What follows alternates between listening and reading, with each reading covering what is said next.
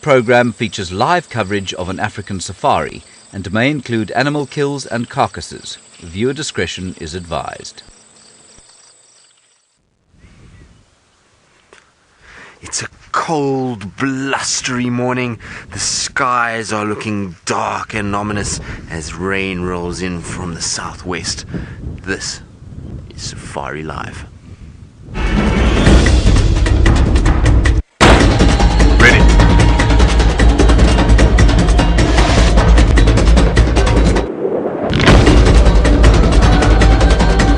Standing by.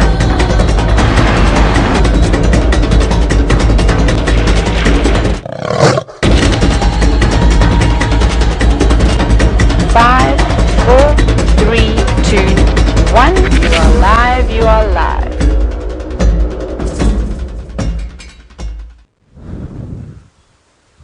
Good morning, everybody, and welcome to a rather windy sunrise safari. It seems like we are going in for a rough ride this morning as the wind is blustering and this cold front blows in. Now, my name is Tristan, and on camera today I've got Jean-Dre, and the two of us are going to try and see if we can't find any signs of Fang's herd. After the drama that played out yesterday afternoon, we're going to try and see if we can't find their tracks and follow where they go. The problem is that in weather like this is really not good weather to try and find elephants. When it is cold and windy like this, the elephants will try and get into very thick, dense bush. So I'm just checking all the big drainage lines that are around the camp to see where they went. I found some of their tracks going in a northwesterly direction, so I'm definitely going to try and see if I can't find them.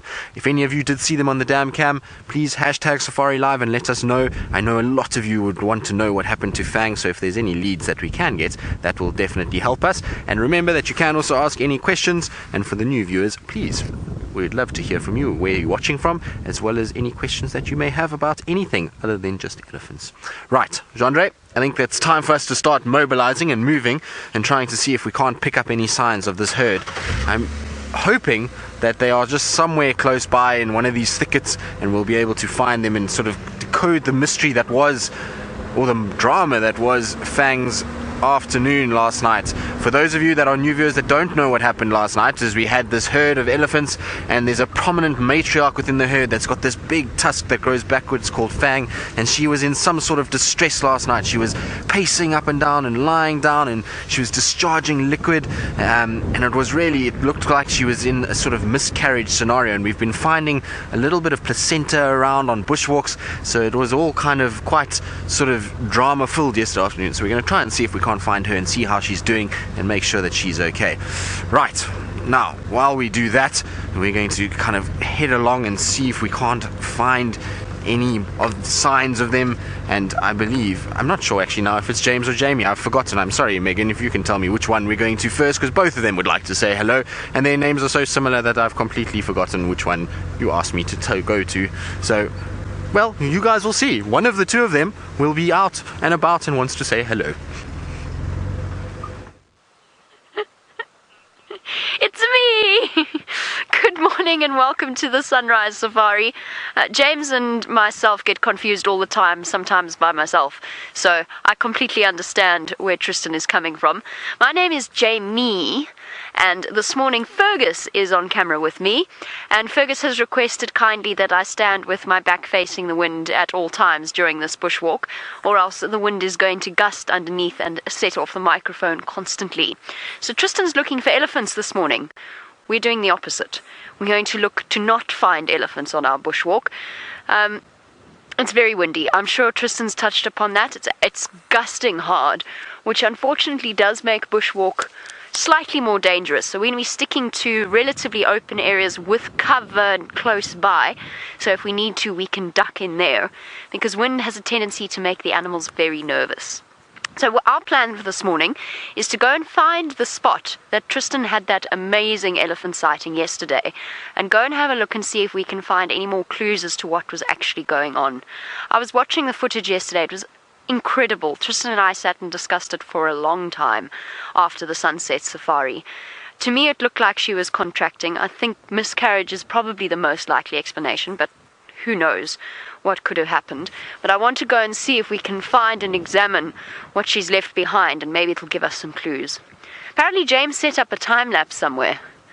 My other thought is perhaps we could go and find it and then go pull faces at it for a while, just so he gets a nice little surprise in the middle of it. You never know. Let's go find out what he thinks about that plan. Good morning everybody. I hope you're all very well. My name is James Hendry.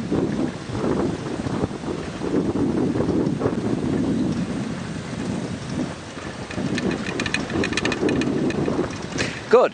And hashtag Safari Live is how you get hold of us during the course of today.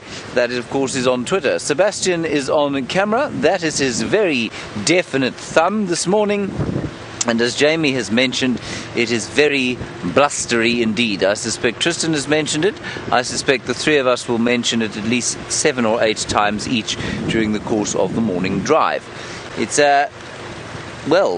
going to be slightly difficult, I think, finding animals in weather like this, but with any luck, the luck will be with us, and we will be lucky to have some luck. It is, of course, Sunday, which is a beautiful Sunday. Sorry, I've missed that.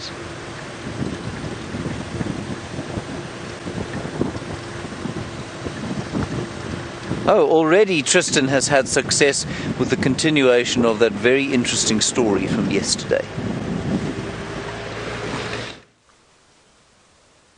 Well, James, we have had some success, and it is the bull from last night that was harassing Fang. It's the same male. Looks like it is him with that tear in the ear and those smaller tusks, and there's tracks for the entire herd on the road in front of us, and he's sniffing around, and it looks like he's trying to reconnect with them. So it seems that they have come this way, which is great news for us. It means that maybe we're on the back end of the herd now, and we'll be able to find them. So I'm super excited that we've at least found the signs of them and the young male that was embroiled in all the drama yesterday afternoon. So let's try and see if we can't go around. Like I was saying, you can see on the road here there's debris of plants that have been broken, lots of tracks and dung also on the road there as well. So this is where the herd came past last night. Whether or not they've stayed close enough is going to be interesting. The tracks are going in a westerly direction, which worries me slightly that they might go into towards Simbambili side, but let's try and see if we can't find them. The fact that we've got the bull at least means that we can't be too far behind this herd. Hopefully he's just kind of hanging off the back of it, and we will actually find... Now, don't be naughty and come here now. This bull elephant yesterday was being very naughty, and it seems like he's going to continue his trend this morning and keep up his nonsense that we had yesterday afternoon. Yes, I can see you. You can see the demeanor of the elephants already today is very different.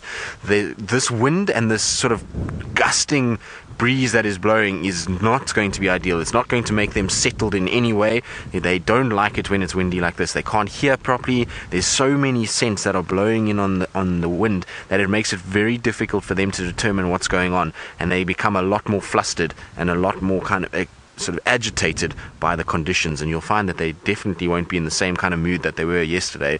So we'll have to just be a little bit more careful, and his sort of cutting us off now is typical of a bull that is trying to find a herd. He doesn't want us to get between him and the herd, and so as we came towards the road, he's come flying out the bush and cut us off completely, and he's now walking slowly, and you can see he's every now and then just putting his trunk around his sort of body and just sniffing us just to make sure that we stay back and are behind him at all times. So we're going to just slowly follow him along. Hopefully he's going to be our sort of bloodhound and find these elephants for us. That would really help us quite a bit, because it's often the case is that these elephants, you can find lots of signs, but they're quite difficult to actually see. But when you get a situation where you've got an elephant who's got a trunk like that and a sense of smell and hearing that is way better than what ours is, it's much easier to use them to be able to find than to try and do it yourself. So actually it's a bit of a blessing in disguise to have this male walking around, but you can just see how many tracks there are. It's quite amazing. The road surface is completely smooth from all the footprints, and we know that Fang's herd is quite big, so that would typically be their herd. And you can also see the wind that's blowing all the leaves that are going along, lots of debris from where they were feeding on the sides of the road, and then our naughty male that is still walking, and you can see his trunk is down on the ground every now and then. He's picking up the scent of this herd and following it. So I'll just try to keep up with him. But it seems like we might have another drama-filled morning. Wouldn't that be amazing if we find...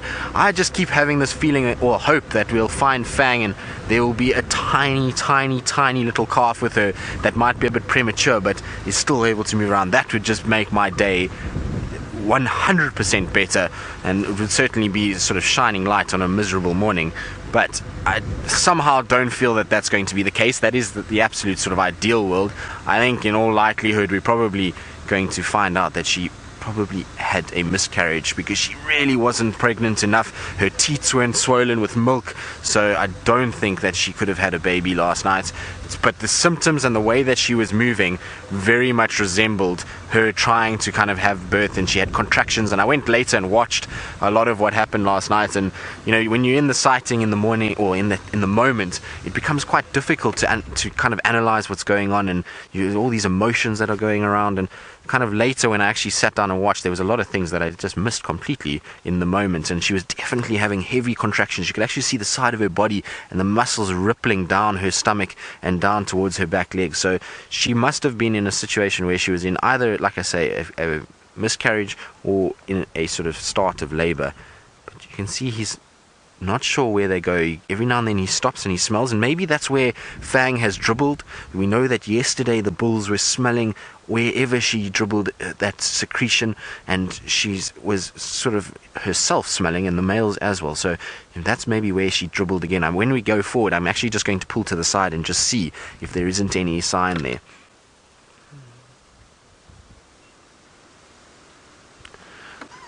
So, George, you want to know what could be the reasons for a miscarriage. Well, George, a lot of the time a miscarriage could be to do with environmental things. So the drought would have been a perfect example of that. Now, remember that if the Fang was pregnant and that fetus was 12 months of the 22 months, which she wouldn't really be showing, but it would still be, you know, a developing fetus, she would have gone through that drought. And it's possible that through lack of nutrients during that time. Now, you see, it looks like this is where she was dribbling. Now, it's difficult to show you. I'm going to go back so that you can actually see. But it does look like where she did dribble. So, hold on, Jandre. Let me just go back a little bit. So, you can see there's a dark patch here in front of me.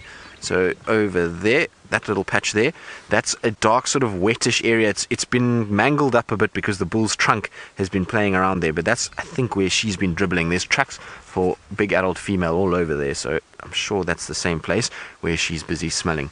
So it could be due to the fact that she's had a lack of nutrients during this development phase, and that could mean that she's sort of aborted the fetus. Other than that, I'm not quite sure. I don't know why. There could be some other underlying ailment that could have caused her to have this sort of baby ejected. It's difficult to say. Like I say, I'm not a vet, and we don't know what's going on inside of her. It's very difficult to tell. The thing is, though, is that last night, and Jamie and I were talking about it, and Jamie is always a very good person to consult on such things because she spent quite a bit of time with elephants, and she definitely knows her stuff when it comes to them.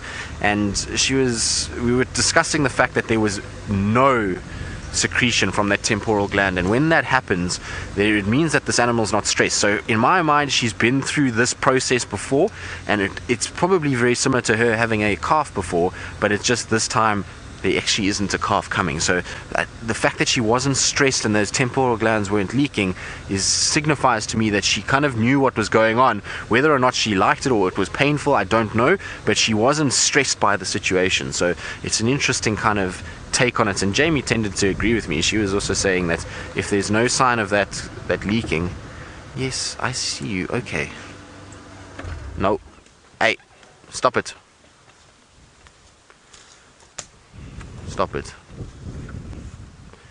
now our bull is being a little naughty. He's coming up to us again and is just proving his point that he is the male.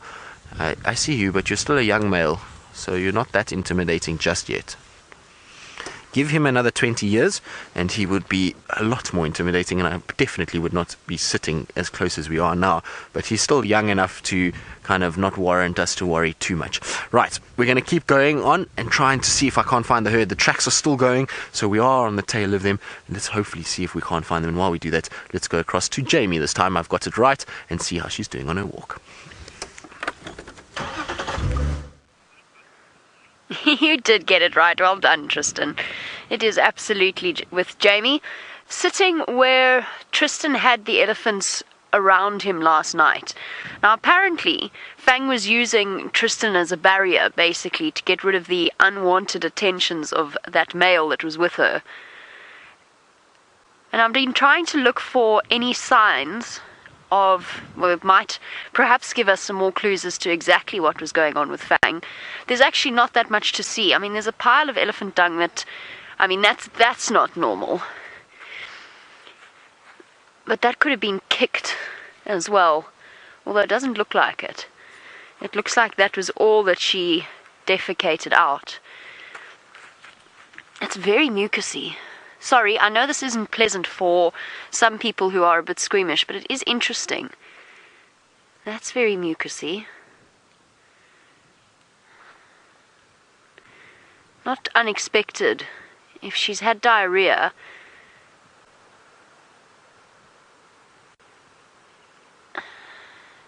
it's a little bit bloody, actually. Hold on. Not much, though. No, it's not. It's just the colour of the tannins from the dung. I've had animals use me as a barrier before when they're getting unwanted attentions from males. One particular sighting comes to mind with Amber Eyes, where she used us as we're basically like a big termite mound or a tree, and she went round and round and round us so that the Birmingham boy couldn't get to her. But what Fang was doing was, I think, a lot more thought out. There was a lot of awareness of the comfort and security that Tristan was providing. There's a bit of wet stuff here, but I mean, that could be urine. I don't know. I'll carry on and I'll double check around where she was. Angie, absolutely, she could have had a stillbirth. That's what Tristan and I were discussing yesterday. I mean, look, neither of us are vets, so we'll probably try and get hold of somebody and send through the footage and see if we can get an expert opinion on it, because neither of us are qualified in that sense. She was not huge. She was a little bit big, but she definitely wasn't nearly ready to give birth. So it could be a miscarriage, or it could be a very premature stillborn. Those are the options that we've come up with. I guess the other option is an infection that's causing serious stomach cramps, and that might also be responsible, but I'm not sure about that either. I suppose if she has an infection causing her body temperature to go up, it might result in gastric distress as well. Well, let's see. Hopefully Tristan manages to find her. Fergus is blowing away. Bye, Ferg! and the antenna's whistling and singing a little tune of its own. And then apparently she was kicking up dust. That I can see. I mean, you can see it from the tracks over there. She was kicking up dust, throwing it on herself, probably to ease her discomfort, and also probably to hide the scent as well. She obviously doesn't want to be... What you didn't see, I've just remembered, of course, you weren't with us. When Fergus and I were driving home, Fang was on quarantine, on her own. She was walking away, then she stopped and she turned around and started to talk, started to rumble. And the whole herd came sprinting out from our right, but sprinting and screaming. The babies were screaming and running with their tails out and stiff, and they all got to her and they surrounded her. And then she kind of made her way out of the circle and kept looking back towards where the rest of the herd was coming. Then the big bull came along, who's obviously still intent on following her. He came along, and then the rest of the herd came along, but they were panicking.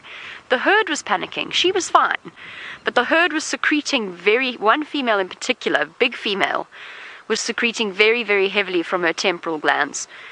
I don't know, it's such an interesting example of elephant behavior, but I don't think we know enough to fully understand exactly what was going on. Right, from elephants to antelope, let's go across to James, who's got the most common one. There we have a magnificent sighting of an impala ram in his prime. He's just come out of the rut, or just going out of the rut now.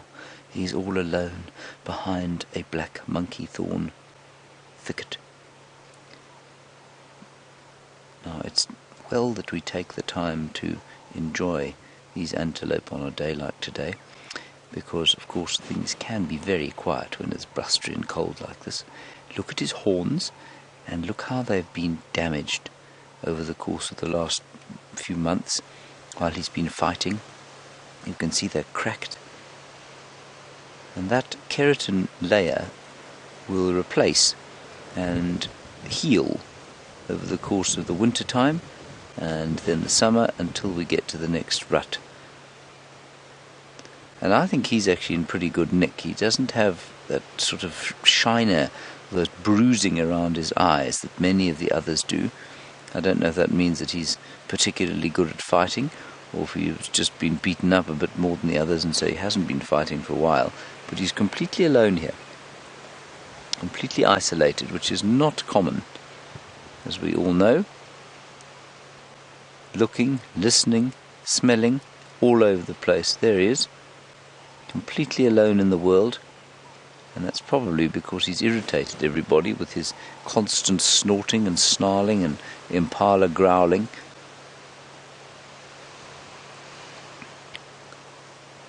You can see he's very interested in us.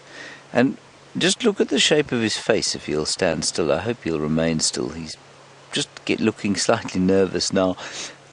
The shape of his muzzle is interesting. We so seldom study them in this detail. He's got a sort of little moustache under his nose. You see that there? A little bit of white with a black stripe on it. I've never noticed that before. The width to his nostrils there will double when he makes that snorting sound. So there's a sort of cavity in there, a chamber that allows the amplification, I think, of his snorts and his growls and sounds. And then I'm not sure that I've paid a huge amount of attention to those white stripes above his eyes before. And interestingly, those occur on many antelope species, including the waterbuck, including the kudu, and there's a lot of thought as to why they should be there and why they aren't. But the argument that it helps to reflect light into the eyes when they're in thick bush, I don't think is a bad one. I think that's probably quite a good argument. It's just difficult to see why else they would have them, unless it's so that they can keep visual contact with each other when they are in thick bush and they can see where they're looking. So you can see at that distance, you can see in exactly the outline of his face from the little white patches. You can see his white milk moustache, his eyes, and his ears, and then the flicking of his tail. That's interesting. I wonder if it isn't much more communication than it is trying to reflect light into the eyes, because I'm not sure how, with white above the eyes, there would be any kind of reflection into them. This is a marvellous impala sighting, actually. You can see he's all fluffed out because it's a little bit cold. So that hair is standing up on purpose. He's not in the best of shape, I wouldn't say. I'd say he's got quite a lot of mass still to gain after the rut. No, Brenda, they don't, and that's a really interesting one, especially this time of year. You say, do the horns grow back if they break off during the rut? No, Brenda, they don't. They won't grow back. If they break off, they're bone inside, so it's a little bit like losing a limb. So they will break off, and that will be it, I'm afraid. And many impala, well, not many, probably about 2% or so, lose or damage a horn during the rut, and you see these strange unicorns running around the place. But look how on edge he is. See that? He's completely, especially as the wind starts to come up. Chris, you're wondering about those rings on the horns and whether they indicate anything perhaps like age. They don't indicate anything to do with age, no. They will all have those almost from the beginning. I'm just trying to think why they form. I think they're just growth rings of the keratin. I don't know where the keratin grows from. Whether it grows from out of the horn or on the base of the skull there, because that's a keratin sheath which is over the bone. and I'm not sure where it grows from, so I don't know about those rings or why they're there. I think actually they're an adaptation that allows the impala's horns to sort of scrape against each other. It allows them to almost hook in to the other impala and then kind of drag them around a bit. Alrighty, our impala has gone behind a tree. We're not allowed to move from here because we don't have much signal, so we're going to hand you over to Tristan for an elephant update, and we'll see what else we can find.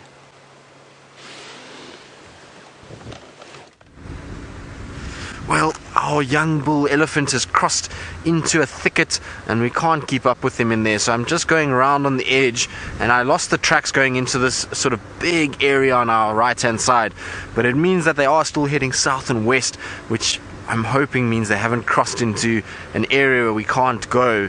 But so far it doesn't look like the best prognosis. There's definitely tracks all around here, but it just seems that they've gone quite far already, so I'm just taking it very slow and just trying to see through these thickets if I can't actually find them here somewhere. There is a sort of drainage section here where in this kind of wind they might go into just to sort of hide out from it, so let's try and see if they're not somewhere around there. Otherwise I don't know if we're going to have much luck, which is a little bit depressing.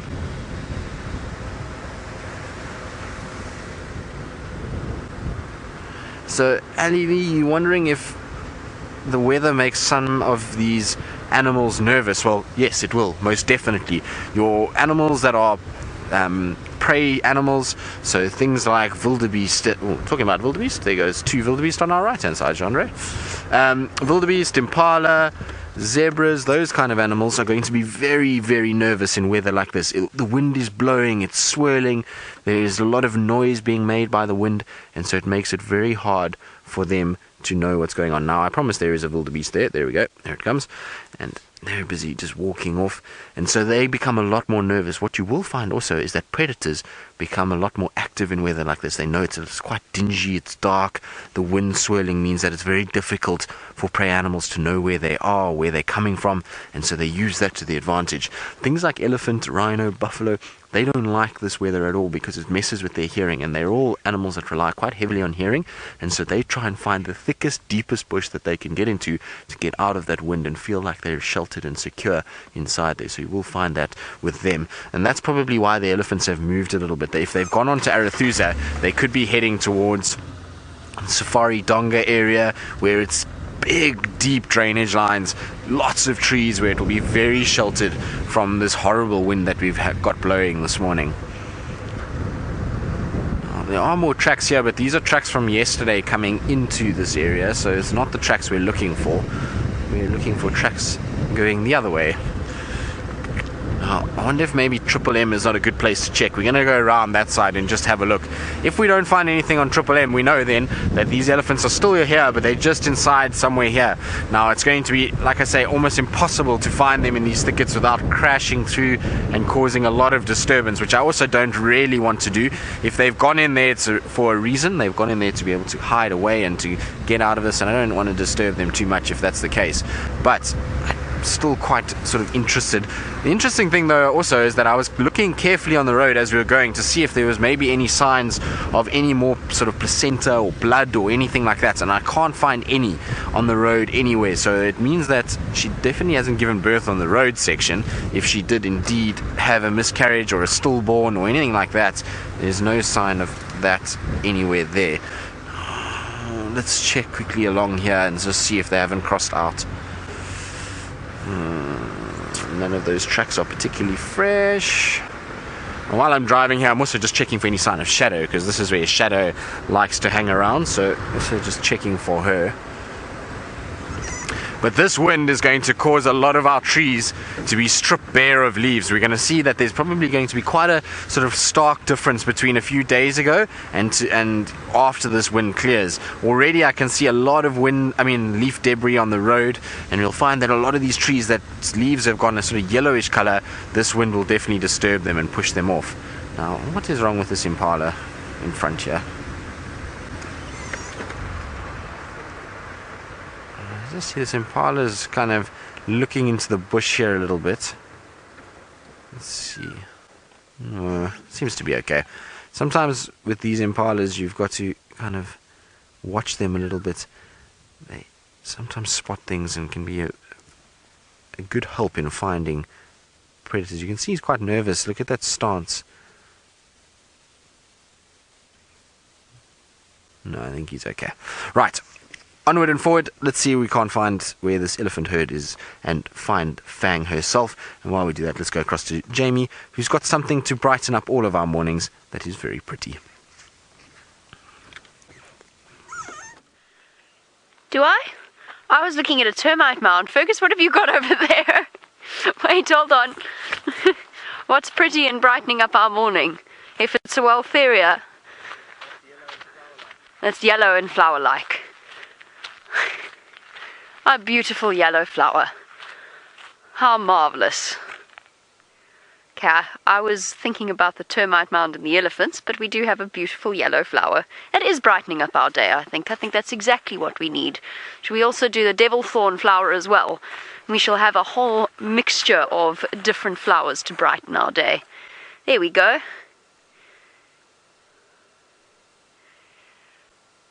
Very pretty. Okay, moving on. I've never been a particularly... I don't know what it is. I understand the beauty of flowers, but they've never held an intense fascination for me in the same way trees and grasses do. I'm not sure why. It's just one of those things. All of us have our different interests, and flowers have never really been mine for some reason, and I don't know why that is. There's just something about them that I dismiss quite quickly, and I shouldn't, because they're very pretty. And they're marvellous works of nature. I was completely distracted by this setup. This termite mound, last time I had a good look at it, was about this much taller. I wonder, I suspect, given that there's a piece of bark over here, I suspect an elephant came and had a little bit of a rub or a lie down or a lean on it, and it's actually completely destroyed the termites' hard work. And I mean, this is probably... I'm not sure if I would say years of work, but a good couple of months' worth of work that has just been completely devastated. Didn't James's story about the rhino have something to do with the termite mound being destroyed? James's comic story that he told the other day? I can't remember now. It had something to do with the termite mound. I wonder if the termites are busy plotting revenge. An elephant has just come through. Ooh, that was heavier than I expected. An elephant has just come through and broken months of hard work. And I don't see any sign of the termites coming out to repair it, which is unexpected, because this termite mound is definitely active. I've seen termites in it recently.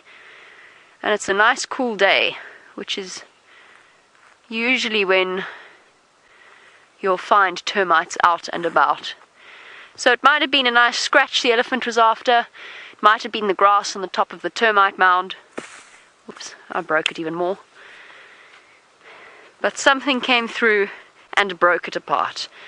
And this is not an aardvark or anything like that. It's not a termite eater looking to dig its way in. They will approach the termite mounds from the base. And they'll scratch them open. So this is definitely an elephant. Okay. I don't think it was Fang's herd, though. We still haven't found any sign of anything else from Fang. Ooh. Family times 3. That is a very good question. Family times 3 was wondering how would the wildlife of the Kruger be affected if the termite mounds or the termites were to disappear completely. Termites play a really very important part of the ecosystem here. First of all, bringing nutrients up from deep below the surface of the soil. They actually basically help to spread the nutrients up towards the surface, and they provide a really useful growth point for various species of trees, which is why so often you see our really pretty trees, the big trees that need nutrients, jackalberries, boerbeens, those sorts of trees often associated with the termite mound. The animals wouldn't have homes.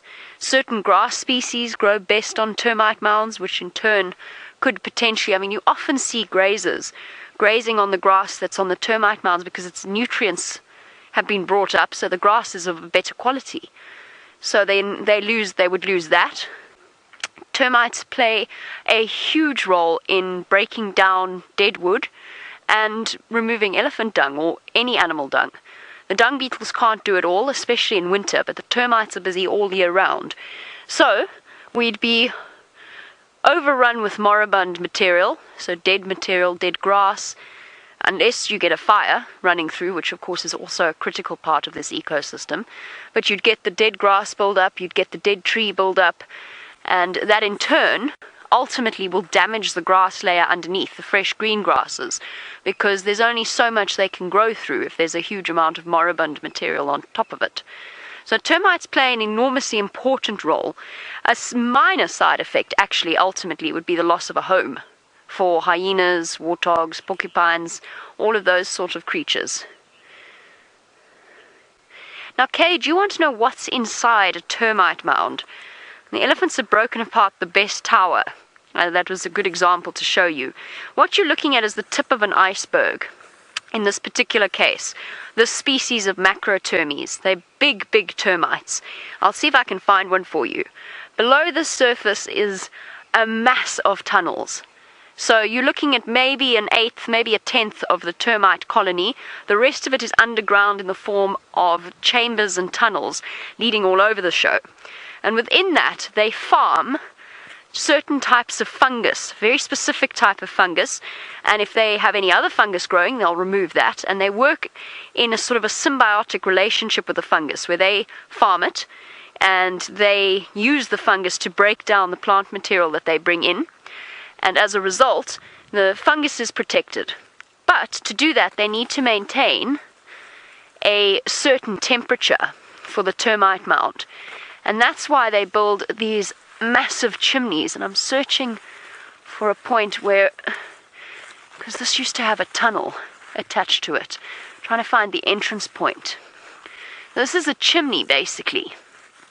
And what they can do is they can open up or close up the vents to release or to keep hot air inside. So they try and maintain it at a relatively constant temperature of, that's interesting, that's very interesting, a relatively constant temperature of around about somewhere in the mid-30s centigrade. And so when it gets too warm, then they open up the tunnels. When it gets cool, they close up the tunnels. And that's why if you come during winter to an active termite mound and you put your hand on top of the vent system, you can actually feel the hot air rising up through it. The sun's coming out. I'm so happy. That means the wind, I hope that means the wind might drop as well. The reason I'm saying it's interesting is this chimney used to have a massive tunnel, and yet I think the termites already have closed that up. I can't see any fresh sign of building. Be interesting. Have a look. There's lots of information about the inside of termite mounds. Right, I'm going to look for termites and other signs of elephants. Let's go across to Tristan, who has managed to find some elephants.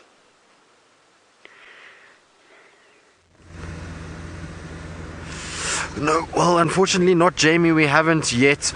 They still seem like they're inside. I've done a loop of Triple M and of Gowrie Main, and there's definitely no tracks coming out. So what I'm going to do is I'm just going to quickly sort of amble along towards Red Dam, just do a little loop around here and give it some time and see if they don't start coming towards the edge of the road by then, because where they are now, it is such a big dense block that they're in.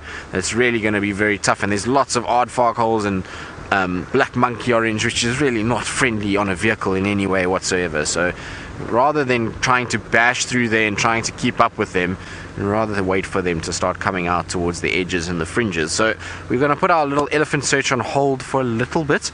I'm sure with males trailing them, they are going to move fairly quickly, so I'm hoping that they will be there, because I know that Tuxin, who joined us shortly after you left us when we had the elephant bull, he went past us and he said there was another elephant bull going into that area where the tracks for the herd goes, and so I'm hoping that the rest of them will, well, those two bulls will end up kind of pushing these elephants out a little bit further towards the road areas where we can actually then spot them. So that's why we're just giving it a momentary break. But while we're here, we thought we'd check around. There was tracks for shadow on Triple M North, but the tracks is difficult because of the wind that we had this morning. But they don't look fresh. They look like they're from yesterday or last night. early last night, so I'm not too confident of finding her, but I just want to check Red Dam because it's an area that she spends quite a bit of time. So we're going to check around here and then go towards sort of Tundalukapan and check Zebra Drive, those areas. That's often where she likes to walk around, so maybe we'll find some sort of sign of her there. But it's definitely interesting to watch all the animals as we've been going. A lot of them have been far more sort of on edge than normal. As we kind of drive past, you see they bolt upright and they're staring and looking. And they know that the wind is really not on their side, and so you'll find that the predators will be very happy with this wind, and hopefully will be fairly active this morning, especially if we get a bit of sun now that comes out. You'll find that the animals start to move a little bit in the sun. Right, so I just want to quickly check Red Dam here, see if there isn't any sign of anything. Almost there. There we go. So I think Red Dam looks quite quiet this morning. Yeah, no sign of too much going on here. We won't find too many of the animals drinking this morning, so the dams might be a slow place to check, but definitely no sign of anything. And so while we're at Red Dam, James Henry has found himself at Chitwa Dam, so let's go across to him and see if he's got more luck and more activity. Well, our luck has not been fantastic. I will tell you that we came down here because there were reports of a lioness. Those reports turned out to be absolutely true, but she has now gone south into an area that we cannot. But there is a great and wondrous plethora of biodiversity here at Chitwa Dam. You can hear the hippos calling, and there we have the most amorous waterbuck bull in all of the Sabi Sant. I have seen this waterbuck bull doing this probably for about 4 weeks now. There is definitely love in the air for some, a terrifyingly windy and, scary day for these two young lovers. Well, this is the kind of stuff that romance is made of. A gentle breeze blowing from the southeast, ruffling their fur and filling the air with their sort of, leathery, smoky scent. And he looks quite skinny, actually. That's odd. It's been such a good year for food. I don't know why he should be skinny. But really, this guy has been chasing these girls around for some time. And today seems to be no different. I always find this very interesting because it's difficult to tell whether she is objecting or flirting or sort of playing hard to get or what, because it is impossible for the male to mate with her unless she wills it, because she just needs to walk forward and it becomes completely impossible. So when she stopped walking forward and she sort of head-butted him on the side, I wondered, is there an element of courtship here?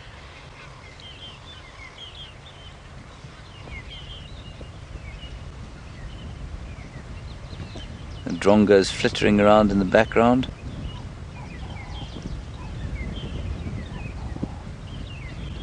And waterbuck bulls can have the most tremendous fights over females and territories, and apparently, I read this many years ago, but apparently they cause more deaths intra specifically than any other antelope. In other words, they kill each other more often than any other antelope manage it.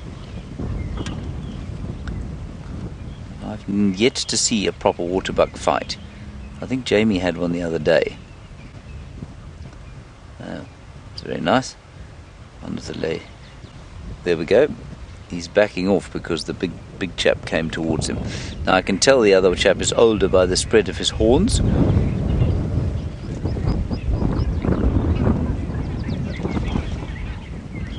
And now he shall return his attentions to his lady pal. I often wonder if the drongos don't watch this with the same sort of detached amusement that we do.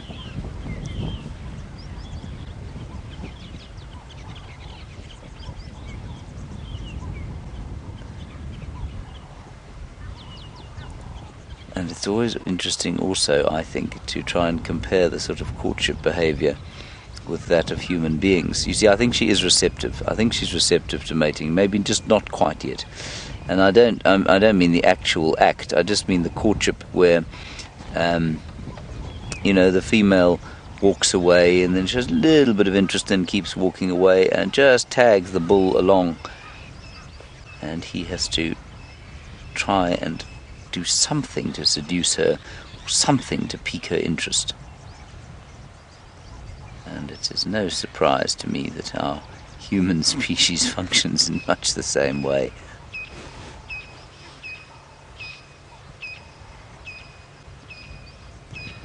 Yes. Persistence, fellow. Persistence will pay off. I hope. But violence is not the answer. Do not go beating up your rivals. Just stand firm and they'll back off. Of course, that is so inescapably untrue in the wild, isn't it? Violence is almost always the answer out here. There is no negotiation. The bigger you are, and the more testosterone-fueled your actions, the greater the chance you will have of becoming dominant and mating. There's always a sort of disconnect between human beings, or what we consider to be acceptable human behavior and acceptable human culture. It's always that sort of disconnect that there is between us and the wilderness, I find. Lisa, you say, how tall is that waterbuck? Well, if you look at him at the shoulder, he's probably about 5'4", 5.5 feet odd at the shoulder. So his head would stand about 6 feet, 6'2", and his shoulders about 5.5 feet. I can give it to you exactly in meters if you'd like, but I'd say that's what it is. I'll quickly check for you. We so often get asked questions about elephant and their egalitarian ways and not warthogs, those dog things, wild dogs and their egalitarian ways, and it's something that we are so attracted to in animals. We're so attracted to animals that behave in an egalitarian and kind way to each other, that when we talk about violence and how pervasive it is out here, it becomes slightly distasteful, I find. They are 1.2 meters at the shoulder, it says here. Now that's substantially shorter than 5'4". 5'4" is about 160. So this thing says about 4.5 feet. That looks much taller than 4.5 feet from where I'm sitting. Anyway, that's what it says.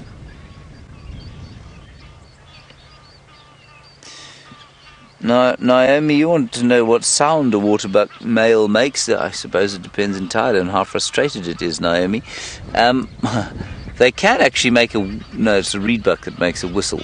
They snort a bit. They can probably make a loud groaning noise, but other than that, I don't know a huge amount about. They snort. I've hardly heard them make a sound. You'll find that calf that is now suckling will probably make gentle grunting sounds. That is a quite aggressive suckling there.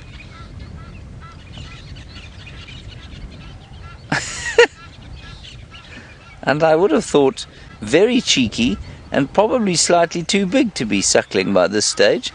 They wean very early, the antelope, normally by sort of about 3 months. And I'd say that chap must be close to 6 months now.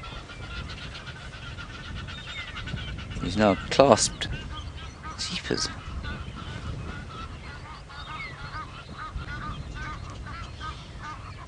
I know, that's not unusual. That's what antelope do. I've seen cows do it, at least calves do it, and buffalo do it from behind, so that they can feed on the hoof.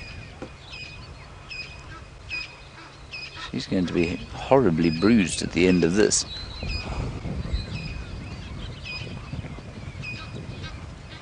Alrighty, let's leave this rather ill-mannered young waterbuck calf and head across to Tristan, who I believe has got some more antelope that are having their Sunday breakfast.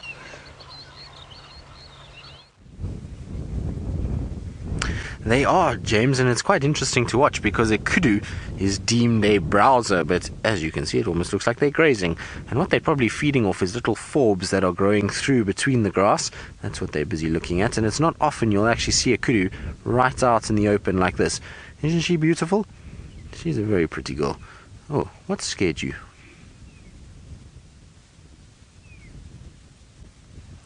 Well, no idea why she decided to run. Might be the fact that another vehicle just came past, but something definitely gave her a little fright, and she then went bounding off into the distance, and the rest of the herd is following her. There we go. And that's a more typical kudu scene in these sort of thicker, denser areas where they can camouflage and blend in very, very well. And so you'll find that they like to get into those areas because it just helps for camouflage. When they get behind there, that sort of broken pattern that is on their bodies will just help make them blend in a little bit. You can also see they have that sort of darker grey neck which actually blends into the treed area, and then they've got that light grey body, or light sort of tan body that blends in with the grass and some of the leaves. It always amazes me how quickly these guys can disappear.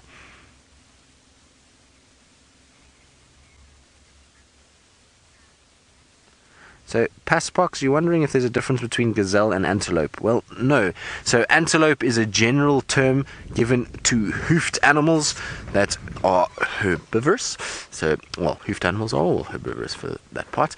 And a gazelle falls underneath the antelope banner. So, you get gazelles in East Africa they're pretty much just like our impalas, but they're all termed as antelope. So, a gazelle is just part of the antelope family. And that's how it works. There's no real difference at all between an impala and a gazelle, other than that they occur in different areas and look slightly different. But like I say, an antelope is a sort of bannered name for all of them.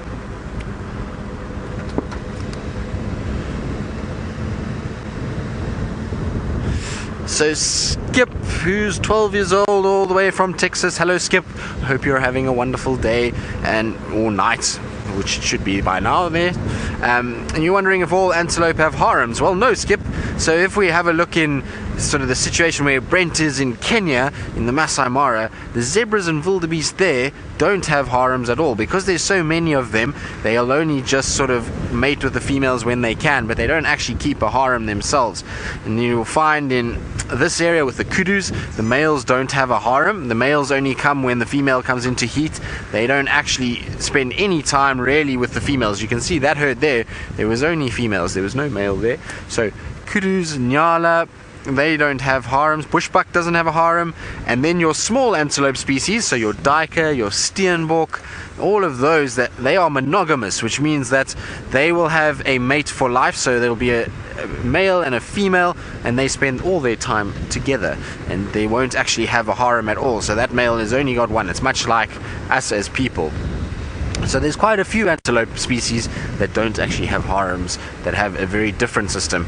It's really only here with the wildebeest and the zebra in the Savi Sands area, or the Greater Kruger area, and also your impalas that once a year will round up females into a harem. Now, unfortunately for us, there was a report of the Nkuhuma Pride.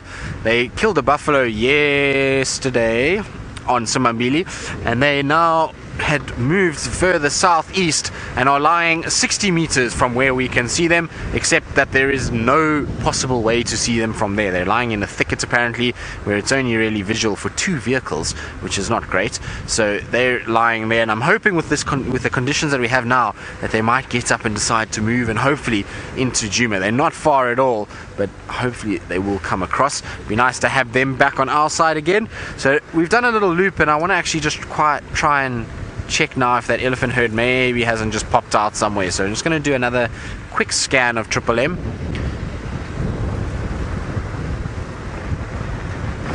Right, so this weather is very difficult when you're walking and you have to avoid certain things, but I believe Jamie has found fresh dung for one of the most dangerous animals that we get. We have indeed. We found some very fresh dung, and I'm actually inclined to keep my voice down, because in this sort of weather, drawing attention to yourself wouldn't be ideal. So, what we have here is relatively clear. This is a buffalo with diarrhea. So he's going to be in an even worse mood than he might otherwise be. And there it goes. Fresh dung, very fresh tracks. Here's his track here. A big round, quite a big off-center parting between the two parts of the hooves. And then the urine, very characteristic of buffalo. The way that they urinate creates quite a long, elongated urine stain. And this is fresh, obviously. I mean, it's still wet. This is still very wet. That splatter is still very wet. And these tracks are crisp and fresh on top of whoever drove down this road's vehicle tracks. And somebody did drive down this road this morning, which means he's here somewhere. And typically in this sort of windy weather, we've already spoken about this, I think, to the point of it becoming very repetitive, but things like buffalo are very nervous, and they tend to come first and ask questions later, which we would prefer to avoid. And I notice you can see the change in Rex's body language. Rexon is accompanying us to help to keep us safe, especially when I'm busy talking to the camera, and especially because I have an earpiece in my one ear, which means I can't get the direction of sounds all that well. And Rex is so laid back so as sometimes to be horizontal at times, but you can see the change in his body language immediately. As soon as he saw this, and he's gone up the hill, he went up at a snail's pace, crept up the hill, just to check. Now what would be hugely helpful to us to try and work out where this buffalo is would be the sound of oxpeckers, because they will be up and about this morning, and they would have settled, I would have thought they would have settled on him by now. So that's one of the things that we're looking for. The thing is, if he catches a hint of us talking with the wind swirling like this, what he's going to try and do is get downwind of us, which would be to loop around this way and just come and have a look and see what we are, just to make sure we're not a pride of lions that's trying to stalk him. So sometimes it's better to not draw attention to yourself. Other times it's actually better to present yourself and just talk normally, so that he knows, because he would have encountered people on foot before sometime in his life, so that he knows that we're people. Therefore we shouldn't be too much of a threat. It's something that he's encountered before. Doesn't always work like that though. But that is one set of tracks we definitely won't be following up on. He's gone into this drainage here, which is a pity because that's where I wanted to go, but definitely not anymore. We're actually going to the southern boundary to go and check for tracks of any of the young cubs. Karula's cubs, Hosana and Shungile. I really want to know if they've... I think we saw Hosana last night. We saw a little leopard briefly, or young leopard briefly. He was a little gowrie, he was far away, and it was after the sunset safari, but I think it was Hosana. Cows, buffalo. Ooh, hold on.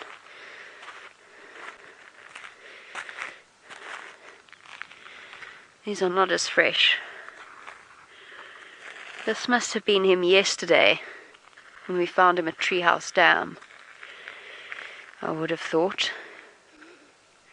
See how much clearer the ones at the bottom of the hill were to those. The outline of those tracks is not clear at all. I'm going towards where we found him yesterday afternoon. Okay, we'll just keep going straight. Rexon's ahead of us, so I'm not too worried. He's got eagle eyes and lots of experience. That's why it's necessary for us to have somebody who walks ahead, especially when we're distracted and especially in this weather. The sun's gone again. I'm so depressed. Oh. Well, hopefully it comes out soon, and hopefully Tristan will have some good news about his search for the elephant. Alas, Jamie, no sun and no elephants at this stage. Feel like it might be something that will happen together. Now, before we carry on, I just thought I spotted something in the distance. Hold on. Binoculars, which are caught up in every conceivable wire that is imaginable. Nope, no sign of anything down there. I was just looking down towards the road area. I thought I saw something, but it must have been a branch. So alas, nothing there. So it's quite quiet at the moment. Like I say, it's not very much happening.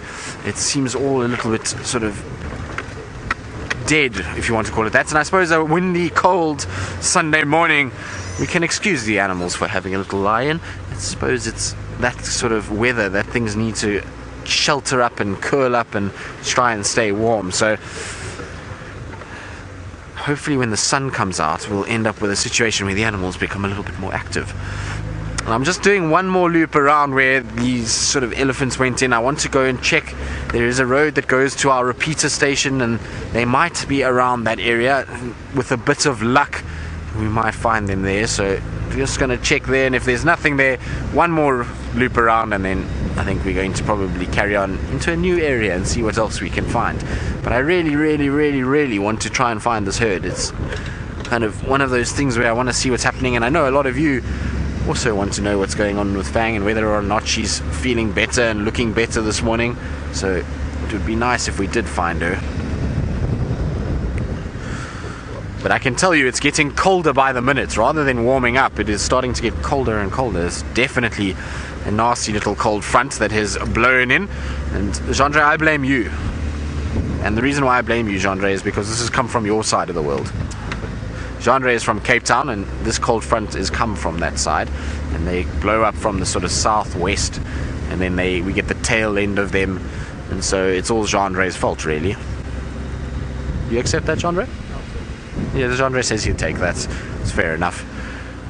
Cape Town weather is quite amazing. It's a beautiful city, but the weather there can be so fickle at times. It's never sure really what it wants from anything. No such thing as bad weather, Jandre. Well, inappropriate weather. Yes, well, agreed. That's probably very true. Although I feel like there are certain situations where weather can be deemed bad. No? Yes? No. Okay. Inappropriate it is then. That will be the word of the day. The weather is inappropriate this morning for a safari and for the animals and for us.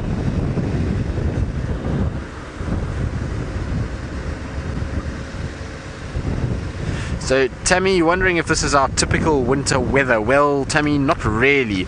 So we do get wind that kicks up normally late winter, so in August, beginning of September. It can be very windy around those times. Sometimes, like I say, get this wind that does kick up. But generally our sort of winter weather is clear blue skies with sort of cooler temperatures, but still very pleasant. It's not nearly as bad as this, and not overcast and cold and windy. It generally is just sort of a bit on the cold side in the mornings and the evenings, but during the day we normally have these beautiful sunny blue sky days. So that's the normal kind of weather that we get, although you sometimes get these cold fronts that do blow in from Cape area, and we do then get a little bit of sort of cloud and a bit of wind and sort of this horrible kind of front. Now I was hoping our elephants would be here somewhere, because we're down at our repeater station and I can smell a musk bull that has walked here. There's definitely a strong pungent smell of male elephant, but there is no sign of him. So I'm going to try go around again and see if we can't find where he's gone to, because I'm sure he is trailing this herd just like our young male that we saw earlier, who was not in any way in musk but was still sort of following the herd itself. So I'm just going to try one more time around and see if they haven't come out. They definitely haven't crossed into Arathusa, which is good news. It means that they're just somewhere inside here, and now it's just a matter of time until we find them.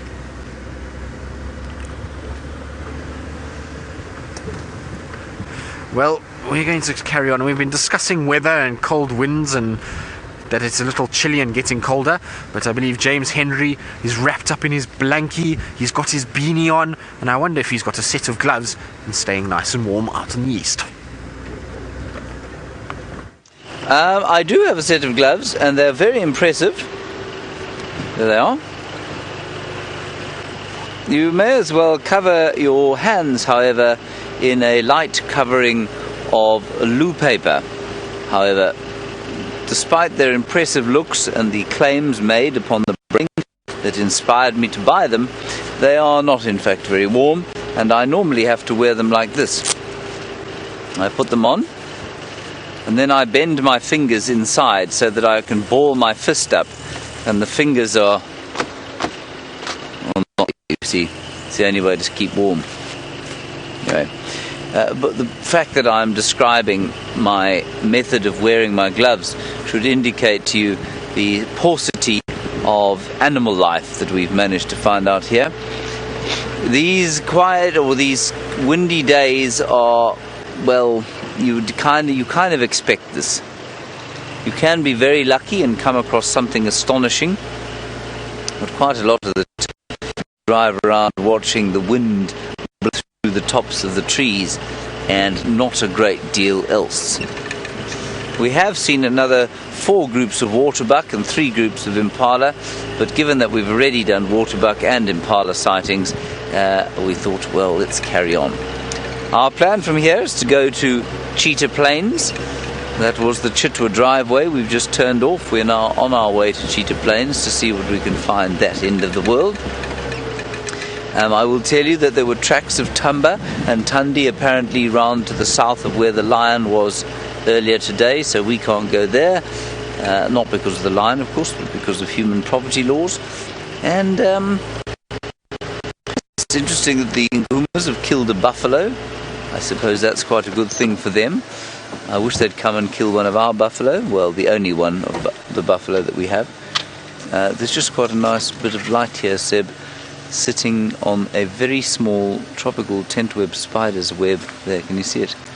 In the strychnos tree here. What do you want? Just the spider's web there in the... Okay. There, you can just see it. There we go. And the light's just got quite pretty. Suddenly. Let's see if the spider's at home. And all I can hear, instead of a dawn chorus today, is just the rustle of the autumn leaves. Well, winter leaves now, I suppose.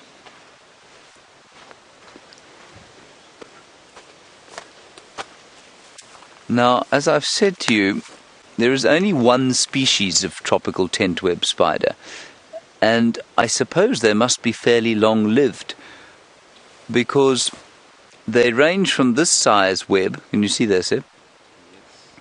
They range from that size web all the way to webs that are that big, and there's only one species of them, so I guess they must live a very long time. And how this spider copes in a wind like this, with a delicate web like it's created, I don't know, I think it's just quite fantastic. And it's sitting there shaking, it's going like this. And if you are only sort of 2 millimeters long, I imagine that must be a fairly terrifying thing to be experiencing. It's a little bit like you being shaken up and down, sort of 6 feet. 6 feet up and 6 feet down, 6 feet up, 6 feet down, again and again. I've got something else here that I don't normally like to pick up because they normally relieve themselves on me when I pick them up. Unlike Taylor, who quite likes to have them. Can you see here? Yes. And we'll just warm him up a little bit, poor fellow. He's one of the last of the millipedes of the summer. We'll just give him a little bit of heat on the bonnet and then send him on his way. Do him a bit of a favour. And I imagine that most of them must have laid their eggs by now. And these ones are perhaps just a couple of latecomers. Look at the waving motion of those legs. It is quite astounding. This chap's quite fast. I think he quite likes the heat. Come on then.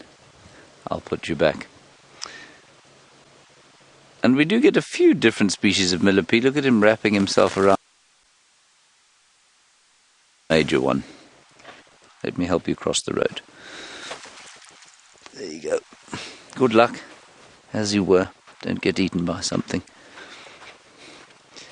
And this one thing I'm starting to see quite a lot of these days is mole cricket holes on the side of the road. I don't remember seeing them during the summertime, and I wonder if this isn't their sort of special last hurrah time before the winter sets in. Right, apparently Jamie has managed to find herself a picture of the sky that is very ominous indeed. It is very ominous indeed. The clouds racing across the sky, and I think the speed of the wind is actually probably the thing that stopped us from getting rained upon this morning. It's just blowing it all away. I'm not sure whether I'm grateful for that or not, because it is quite a biting wind. Unusual weather for this time of year. It's usually nice and warm around about this time. Now I'm sitting in the patches of the sun waiting for it to warm me up. But while we wait for it to warm me up, we've got a set of footprints in the sand, a mystery set of footprints. Not fresh, I would say, because if I put my foot here, you can see this is what a fresh track looks like, and you can see how clearly the imprint of my boot stands out in the sand. This is the kind of sand that holds a track quite nicely. It's between coarse and fine, if that makes any sense. It's got a lot of fine grains and a lot of coarse ones as well, and it holds a track really, really nicely. I suspect these tracks are the ones that I saw yesterday morning. So this is the front one over here, and because it's been slightly obscured by the wind blowing, these are the lobes on the back of the pad, and the toes over here, those have been almost blown away completely. Now that's the front foot of a female leopard. Her back foot fell here and is slightly clearer. There's her toes over there. For our new viewers, when it comes to animal tracks, almost every single animal bears the majority of their weight on the front part of their body. And what that means for their tracks is that the front track is always quite round and usually quite a lot bigger than the back track. And the back track tends to be more elongated and a lot smaller. And that's very, very pronounced in something like a hyena, because they've got such a pronounced slope to their back. They really do. They really are basically top heavy, so to speak. So their front foot is, I would say, at least a third bigger than their back foot. There's a very, very significant difference in size, and that's even more pronounced in a brown hyena. A brown hyena's back track looks like there's a cub walking with the animal. So these are not fresh, although it's difficult to tell. The reason being this howling gale, well, what for us is a howling gale, that immediately obscures tracks quite quickly, and so it makes it a lot more difficult to determine exactly how fresh they are. And I would say we should, if we really wanted to conduct an experiment, we should come back and have a look at our footprints after an hour or two of this wind. And since they're in the middle of the road, they'll still be here. But we'll go and have a look at how much, we'll see what happens. I suspect that these are Tandi's tracks, just because of her habit recently of spending quite a bit of time here. This is where she walked down with Tumba a couple of days ago. Now she's walked back along this road. But then, we know that Tandi was seen by, well, not seen, but she's being tracked on Torchwood. So I think these tracks might be from yesterday. It's hard to know. And speaking of which, I don't think they're Karulas. I think that's highly unlikely, but don't forget we will be doing a special celebratory fireside chat this afternoon or this evening on the Sunset Safari. Oh, bye grass. Okay, let us carry on and see what we can find. Rexon's wandered off. He says he can hear a vehicle driving off-road, which means that perhaps, maybe, just maybe, there's something on its way towards us. I'm just going to stand here and bask for a second. It seems as though Tristan has had a similar idea.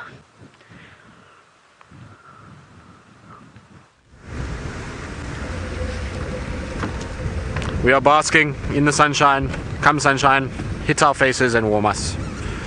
Well, yes, we're trying to at least absorb any bit of warmth we can, because it really is not feeling very pleasant out here at the moment. But our ellies are still inside there somewhere. They haven't come out, unfortunately, which means that now with the sun sort of coming out, maybe they're going to kind of move a little bit. But for now, we're going to just have to just wait and be patient and carry on with our morning and then go back there a little bit later and hope that we'll then find some sort of sign of them coming out. But they definitely haven't come out of that area yet, so we'll just have to keep being patient. But it's a good sign. It means that if they're moving around, and like I say, there's no sort of, we haven't found any sign of any fetus or anything like that, and we haven't found any sort of blood or sign of where she was actually down, and so it maybe means that everything is okay. Now I can hear some francolins making a big noise here in front. Let's just listen out quickly. Hold on.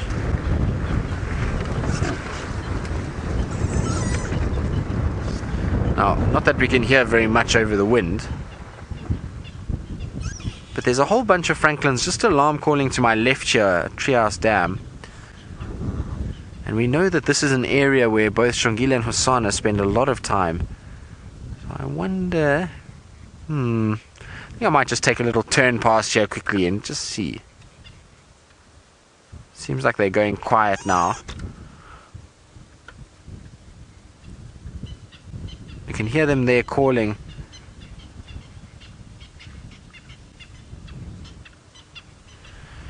Right, let's go and quickly have a look there, Jandre. Maybe we can see something. There are some impalas that are very relaxed on our right hand side that are coming down towards Treehouse Dam. But those francolins are definitely upset about something.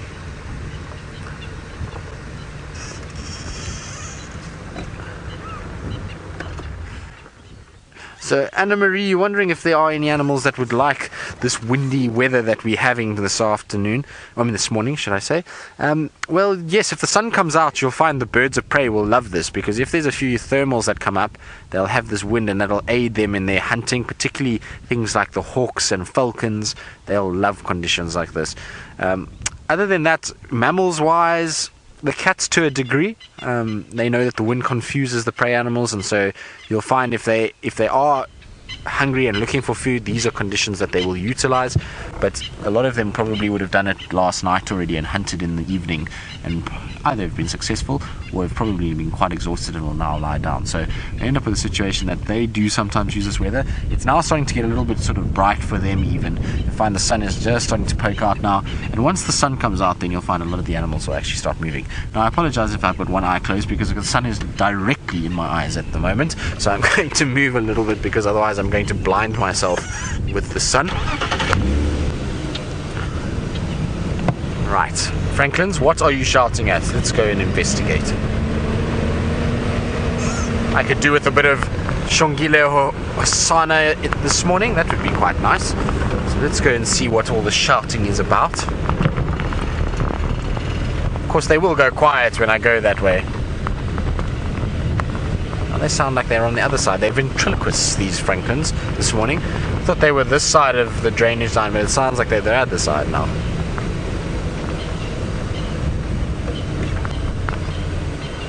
Sounds like somewhere here. Now, if it was a leopard, we would see the francolins sitting in the trees, which I can't see. Looks like they're calling from the ground itself, but I'm going to get my binoculars out and just have a little look. So the reason why they go up into trees when leopards are around is because obviously leopards walk along the ground areas. Much easier to fly up into a tree and then watch the leopard from above and then fly away when needed than to be down in the grass. When it's something else like a bird of prey, you'll find that they'll actually go down into the grass and into the thickest part of that area just to try and make sure that they can hide away from that threat from the air. So it's often how you can use francolins to determine what kind of threat is around, is you just look where they are sitting. If they're in the grass, you know it's from the air. If they are in the trees, you know it's a land-based predator. Now I'm just going to go around. It looks like a little gap that I can just get in here quickly and go and check why they're shouting inside this little riverbed system.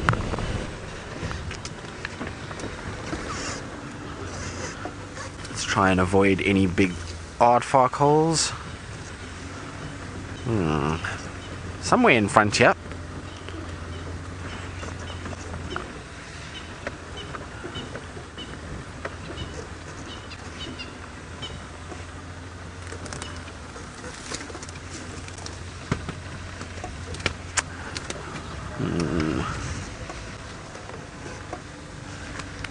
So, V, wondering if birds will ever alarm call for us when we approach.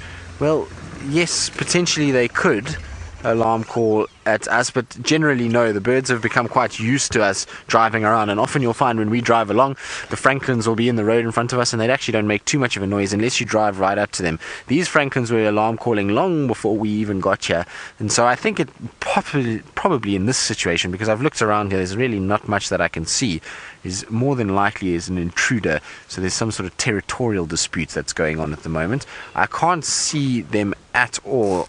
I can hear them, and they're not far from us. They're just on the other side here, but I can't see them. So they're not in the trees for sure, which means that whatever is irritating them is on the ground. I mean, not on the ground. It's probably coming from the air, or it's an intruder in their territory. Well, unfortunately, that was not what I was hoping for. I was hoping to see a little spotted face looking at me through this long grass. That was what I was hoping for, but alas, not today.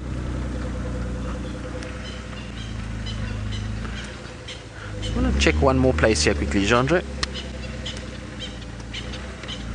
I've got to just try and avoid some of the stumps that we've got growing here.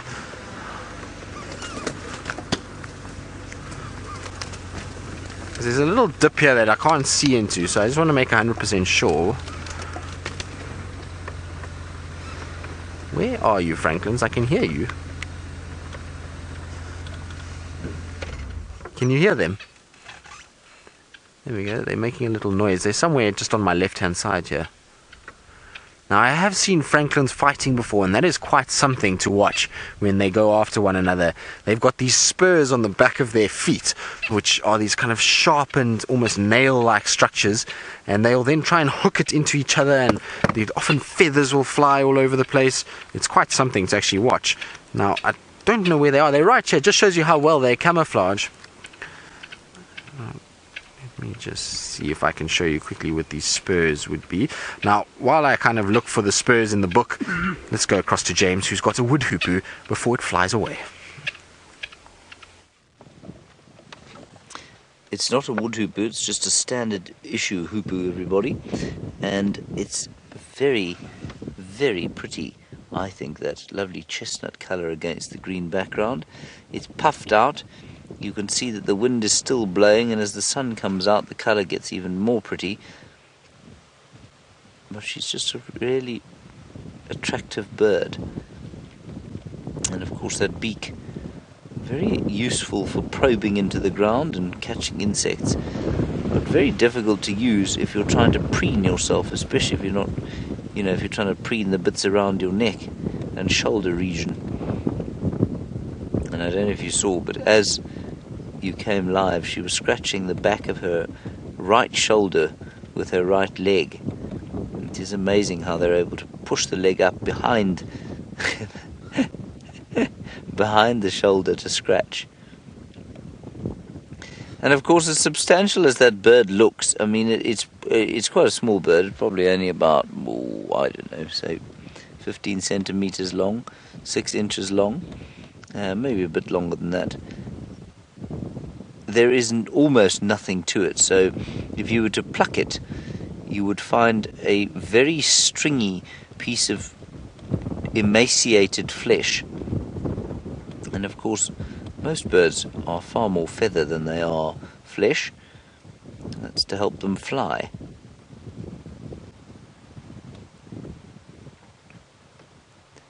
Really beautiful colour there, with the grey of the clouds and the green, especially when the sun comes out this side. You can still hear the wind blowing, and as I've no doubt the other two have said to you, well, things are just a little bit tough for game viewing at the moment, but it's these tough days that make us really appreciate the good ones. That's looking due west towards Djuma. We're on Cheetah Plains now, by the way. We're at 3 in a row pan, where on account of the weather there is not one thing thinking about having a drink right now. And we're going to go into the clearings and see if we can't find something there. Maybe the cheetah. Maybe that male lion from yesterday will have returned.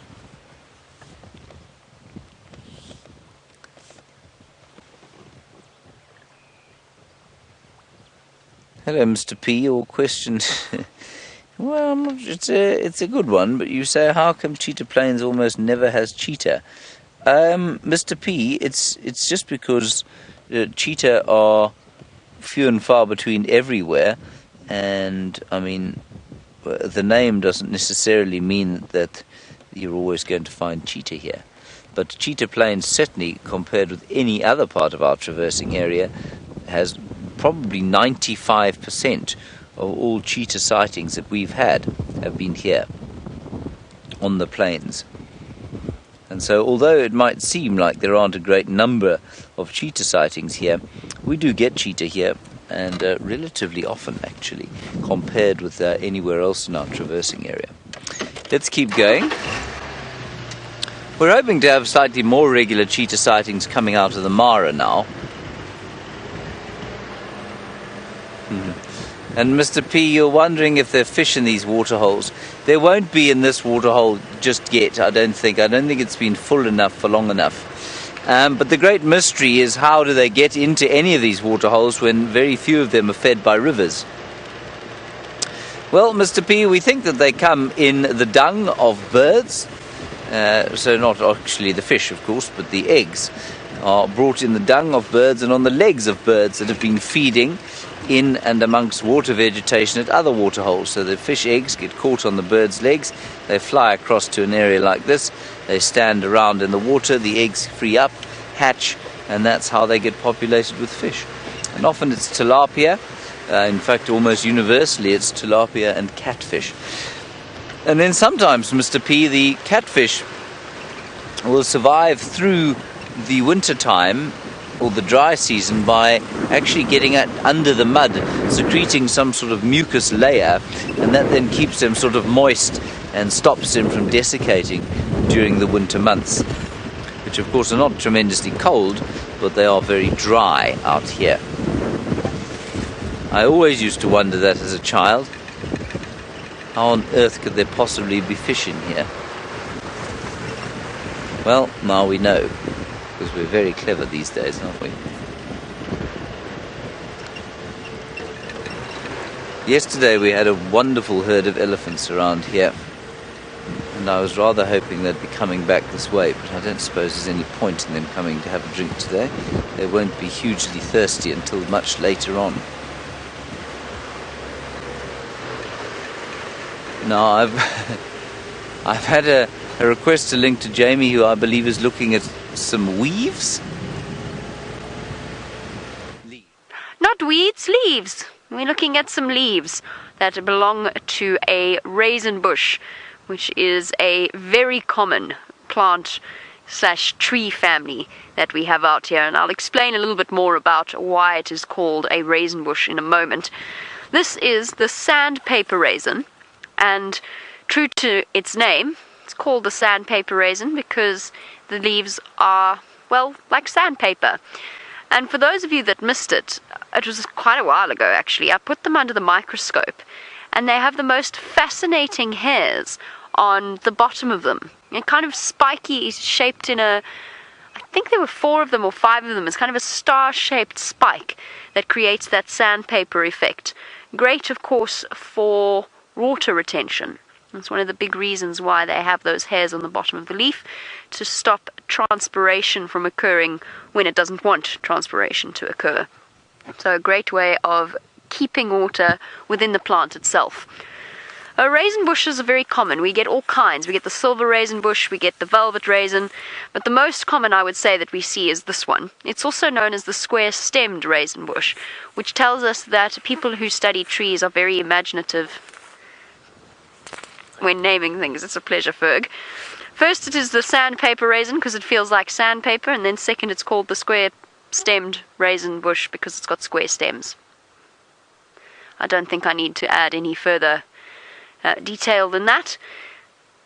And this is why they're called raisin bushes. They're not related to grapes, the Grivia species, but their fruits of the family all look like this, and when they're ripe they take on a dark purplish color. Even the fruit of the sandpaper raisin is covered in those rough hairs. I did not know that, actually. And when they are ripe, they look like little raisins. They don't taste like raisins, though. They're horrible. You can eat them, but they're not particularly nice at all. I personally, I just find them very bland and almost flowery. One of the traditional uses of... It's not for stopping coughing, unfortunately. That's something I have to master, the technique between speaking, breathing, and not inhaling my own saliva. One of the traditional uses of a square-stemmed raisin is because it is quite springy. Or not. That wasn't what I was going for. It's quite springy. If you get a fresh stem, this is a dead one, but if you get a fresh stem, they use it to make traps. And traditionally, obviously it doesn't happen at the moment, and we certainly don't use it for this, but to trap things like spring hair. And you basically set it up so that the stick is bent down, and as soon as the animal steps in to a little noose, then the stick will flick up and catch the animal, and then of course that animal is eaten. Not pleasant for us to think about, but it is something that they have been used for in the past when people used to live off the land. It is also very useful for scraping the bottom of the barrel. Right, onwards to Tristan, who's found the animal that we want to avoid this morning.